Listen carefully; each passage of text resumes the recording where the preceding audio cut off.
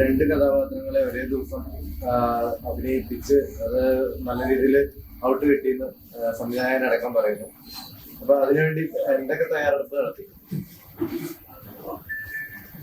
Actually തയ്യാറെടുപ്പ് അതിന് വേണ്ടിയിട്ടുള്ള ഒരു ടൈം എനിക്ക് തന്നിട്ടില്ല. സാറിന്റെ രീതി എന്ന് പറയുന്നത് മോർണിംഗ് നമ്മൾ വരും, മോർണിംഗ് നമ്മൾ വരും, സാർ കഥ എഴുതും.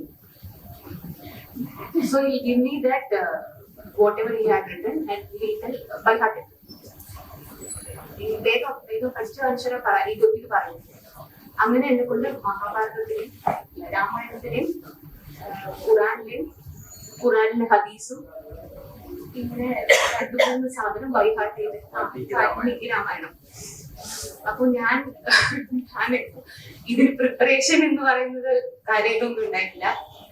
ബട്ട് ഞാൻ ആദ്യം പറഞ്ഞ പോലെ ഇത് ഞാൻ ഒട്ടും ലൈക് ഇനീഷ്യലി എനിക്ക് ഞാനിത് ഭയങ്കരമായിട്ട് ഹാൻഡിൽ ചെയ്യുമോ, ഞാൻ ത്രോ ആണ്. പക്ഷെ ലൈക് എനിക്ക് തോന്നുന്നു ക്ലൈമാക്സിന് ഒരു 3 ദിവസം മുന്നെയാണ് പടത്തിന്റെ കഥ എന്താണെന്ന് എനിക്ക് ശരിക്കും മനസ്സിലായത്. Like how socially relevant the topic was.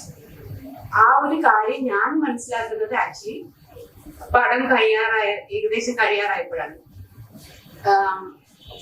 പിന്നെ രണ്ട് ക്യാരക്ടർ എന്ന് പറയുമ്പോൾ രണ്ടും എക്സ്ട്രീംലി ഡിഫറെന്റ് ആയിട്ടുള്ള ഒരാളാണ്. ഒരാൾ വളരെ പാവം, അതായത് ഒട്ടും പ്രതികരണ ശേഷി ഉണ്ടെങ്കിൽ കൂടി ലൈക് ഷീ കാൺ എന്താ പറയാ അവരെ സ്വന്തമായി എക്സ്പ്രസ് ചെയ്യാൻ പോലും പറ്റാത്ത ഒരു സ്ത്രീയും, എങ്കിലും നമ്മൾ ഒരു ഫുള്ളി എക്സ്പ്രസീവ് അല്ലെങ്കിൽ ഒരു ഫുള്ളി ഫ്രീഡം കൊടുത്ത ഒരു സ്ത്രീയും തമ്മിലുള്ള അന്തരം എങ്ങനെയായിരിക്കും.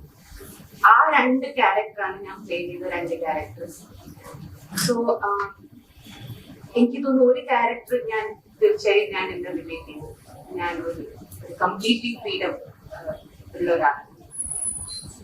കംപ്ലീറ്റ്ലി ഞാൻ പറയുന്നില്ല, ബിക്കോസ് ഇപ്പൊ നമ്മള് സാർ പറഞ്ഞ പോലെ നമുക്ക് എപ്പോഴും ഒരു കടിഞ്ഞാണ് നമ്മുടെ ചുറ്റിലും ഉണ്ട്, അത് സ്ത്രീ എന്നുള്ള പേരിലും ഉണ്ട് നമുക്ക്.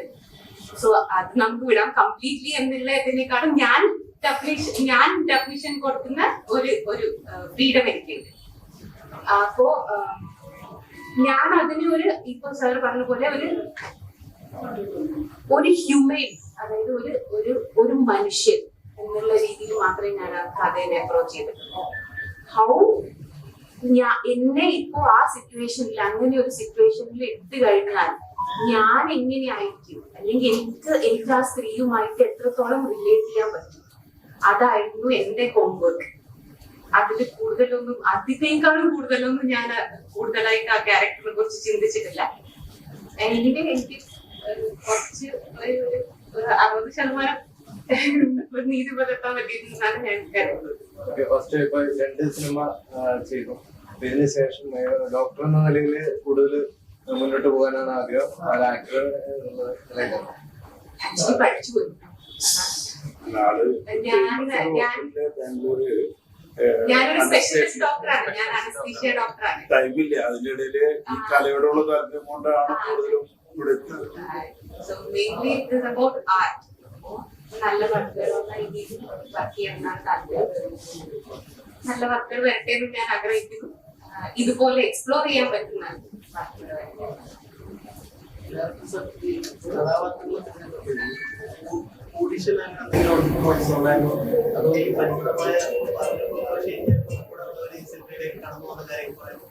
ചുറ്റുമുള്ള പരിചിതങ്ങളിലും കഥാപാത്രങ്ങൾക്ക് യോജിച്ചവരെ കണ്ടെത്തുകയാണ്.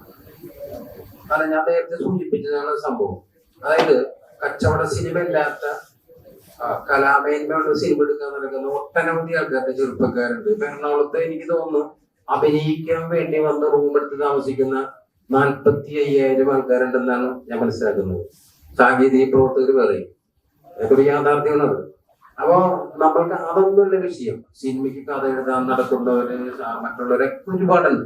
പക്ഷെ സിനിമയ്ക്ക് ഇല്ലാത്തൊരു സംഭവം, അതിന് പണമറക്കാൻ കഴിയുന്ന ആളുകളില്ലാതിരിക്കാൻ തന്നെയാണ് വിഷയം.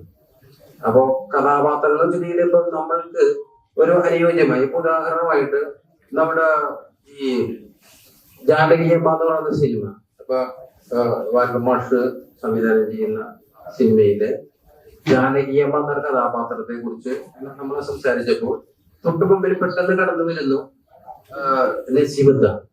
അപ്പൊ തന്നെ ഞാൻ അതിന്റെ വിളിച്ചു പറഞ്ഞു, നസീബത്ത കഥാപാത്രം എന്ന് പറയുമ്പോൾ അവരുടെ ആകൃതി കൊണ്ട് 50% കിട്ടും, പിന്നെ ബാക്കി ചെയ്യുന്നത് ചെയ്യിച്ചെടുക്കുന്നതാണ്. അപ്പൊ അങ്ങനെ ചെയ്യിക്കാനൊക്കെ നമുക്ക് കോൺഫിഡൻസ് ഉള്ളതുകൊണ്ട് അങ്ങനെയുള്ള പ്രശ്നങ്ങൾ ഉണ്ടാകാറില്ല. പിന്നെ വലിയ നടന്മാരിലേക്കൊന്നും നമ്മൾ ഇതുവരെ പോകാൻ കഴിഞ്ഞിട്ടില്ല. അതാകുമ്പോ കുറച്ചുകൂടി എളുപ്പമായിരിക്കും. ഇത് നമുക്ക് കുറച്ച് ടേക്കുകളൊക്കെ കൂടും. ആ സമയത്ത് നമ്മൾ അവർ പറയുന്ന ഡയലോഗ് ഈ ക്യാമറയിൽ കുരുത്തോലും എന്താണ് ചിട്ടണമെന്നൊക്കെ പറയും. അപ്പൊ അവർ പെട്ടെന്ന് ശരിയായി വരും. ഇതൊക്കെയാണ് സംഭവിക്കാറ്. എന്തായാലും നല്ല സിനിമകളൊന്നും മലയാളികൾ ഒരിക്കലും കൈവിട്ടിട്ടില്ല. നല്ല സിനിമ, നല്ല എഫേർട്ട് സിനിമ ഞങ്ങൾ മനസ്സിലാക്കുന്നു. നല്ലൊരു വിജയം മാത്രം ഞങ്ങൾ ആശംസിക്കുന്നു. Thank you. പിന്നെ ഒരു കാര്യം പറയാനുള്ളത്, നിങ്ങളുടെ കൂട്ടത്തിൽ നിന്ന് ഒരാള് സിനിമാ മേഖലയിൽ നിന്ന് ഒരു PR-ഓ ഇതാവിടെ മലയാള സിനിമയിൽ അദ്ദേഹത്തിന്റെ നക്ഷത്രങ്ങൾ രേഖപ്പെടുത്താനായിട്ട് വരുന്നു. അപ്പൊ അദ്ദേഹത്തെ പൂർണ്ണമായിട്ട് പിന്തുണയ്ക്കുക. ഞങ്ങൾക്ക് അറിയാവുന്ന ഒരു പേജാണ്. എല്ലാം ചെറിയ മീഡിയമോ വലിയ മീഡിയമോ എനിക്ക് PR-മാരെ കണ്ടിട്ടുള്ള ടീമിയൊക്കെ പ്രത്യേകത, ചെറിയ തുടക്കക്കാരനാണെങ്കിൽ പോലും എല്ലാവരും പേര് അറിയാറുണ്ട്. എല്ലാവരെയും അനിയന്മാരെ പോലെ ചേർത്ത് ഞാനൊക്കെ വരുന്ന സമയത്ത് ഫസ്റ്റ് ചേഞ്ച് ചെയ്യേണ്ടത് ഇവിടെ ആരും ഓൺലൈൻ രംഗത്ത് വന്നാലും ഫസ്റ്റ് ചേഞ്ച് ചെയ്യേണ്ടത് വീട്ടിലായിരിക്കും. അപ്പൊ അത് ചേഞ്ച് ചെയ്യേണ്ട എല്ലാവരും അനുജന്മാരെ പോലാണ് കരുതുന്നത്. തീർച്ചയായിട്ടും ഞങ്ങൾക്ക് ഇവിടെ വരുമ്പോൾ ഒരു സന്തോഷമുണ്ട് ചേഞ്ച് ഇങ്ങനെ കാണുമ്പോൾ. അദ്ദേഹത്തിന് എനിക്ക് ഒട്ടും ആത്മവിശ്വാസം കുറവുണ്ടായിരുന്നില്ല. ഞാൻ അദ്ദേഹത്തെ കഥാപാത്രം ചെയ്യാനായിട്ട് ഞങ്ങൾ ഒരുപാട് ആൾക്കാരോടെ പുള്ളി പറഞ്ഞ പോലെ പോയി. അവസാനം ഞാൻ പറഞ്ഞു നിങ്ങൾ തന്നെ ചെയ്യണം. പക്ഷെ അപ്പൊ പുള്ളി പറഞ്ഞു പ്രധാന നായക കഥാപാത്രമുണ്ട്, അങ്ങനെ പുള്ളി അവിടെ ചെയ്യുന്നു. പക്ഷെ പുള്ളി പറഞ്ഞ പോലെ ഞാൻ ഓരോ സീൻ എടുക്കുമ്പോ പുള്ളിയോട് പറഞ്ഞു, നിങ്ങൾ ആ പാട്ട് കേട്ടുകൊണ്ടിരിക്കേണ്ടത് നിങ്ങളുടെ കാതുകൾ അടച്ചു വയ്ക്കും, നിങ്ങളുടെ ഹൃദയം കൊണ്ട് കേട്ടാൽ കറക്റ്റ് ആവുമെന്ന് പറഞ്ഞു. അദ്ദേഹം ആ പാട്ട് കഴിഞ്ഞപ്പോൾ നമ്മൾ ഒരു സിംഗിൾ ടേക്കിലാണ് ആ സാധനം പോകുന്നത്. അദ്ദേഹത്തെ കണ്ണീര് ഇങ്ങനെ കണ്ണീര് വരുന്നുണ്ടായിരുന്നു. അപ്പൊ തന്നെ എനിക്ക് മനസ്സിലായി ഇയാളാള് പുലിയാണ്, ഇയാളുടെ നക്ഷത്രങ്ങൾ മലയാള സിനിമയിൽ വരുന്നു. അതെന്തായാലും പുള്ളി നിങ്ങൾക്ക് ഒരു മുതൽക്കൂട്ടായിരിക്കും, ആ കാര്യത്തിൽ സംശയമില്ല. അപ്പൊ പുള്ളിയെ നിങ്ങൾ കഴിയുന്നത്ര പ്രൊമോട്ട് ചെയ്യുക. കാരണം ഒരിക്കലും നിങ്ങൾക്ക് അതിൽ ചിന്തിക്കേണ്ടി വരില്ല. കാരണം അദ്ദേഹം നല്ല പ്രകടനമാണ് ഇത് കാഴ്ചവെച്ചിരിക്കുന്നത്. സിനിമ കഴിഞ്ഞ് കഴിയുമ്പോൾ സച്ചിൻ ഫാൻസ് അസോസിയേഷൻ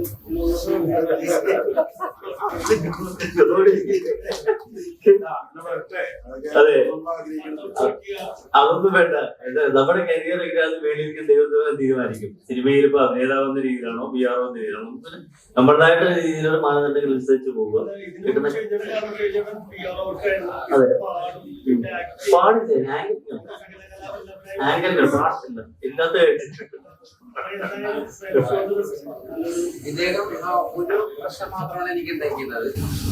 ഞാനിതില് ഇദ്ദേഹം ഒരു 10 മിനിറ്റകം മഴ നനഞ്ഞു പോകുന്നൊരു സാധനം എഴുതിയിട്ടുണ്ടായിരുന്നു.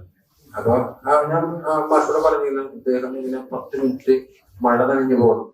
അപ്പൊ ഇദ്ദേഹം ആദ്യം തന്നെ എന്നോട് പറഞ്ഞ് സിനിമ എല്ലാം കഴിഞ്ഞിട്ട് മഴ നനയാൻ പറ്റുള്ളൂ, കാരണം മഴ കൊണ്ടാൽ അസുഖം വരും. അപ്പൊ അത് അവസാന സമയത്താണ് ഈ മഴ നനയുന്ന എടുത്തത്. അത് 4ന്റെ മോട്ടോർ വെച്ചിട്ട് 2 വെച്ചിട്ട് മുകളിലേക്ക് വിടയിരുന്നു മഴ. അത് മുഴുവനും കൊണ്ട് നിന്ന് പുള്ളി 1 മണിക്കൂറോളം. അതെ അദ്ദേഹം പിന്നെ ഒരു കാര്യം മനസ്സിലാക്കി, ഇദ്ദേഹത്തിന് അങ്ങനെ മഴ കൊണ്ടാലും പിറ്റേ ദിവസം പനി പിടിക്കില്ല എന്നുള്ളത് ബോധ്യമാകുകയാണ്. ഇനി അത്തരം ശീലങ്ങൾ ആദ്യം വെക്കുന്നതായിരിക്കും.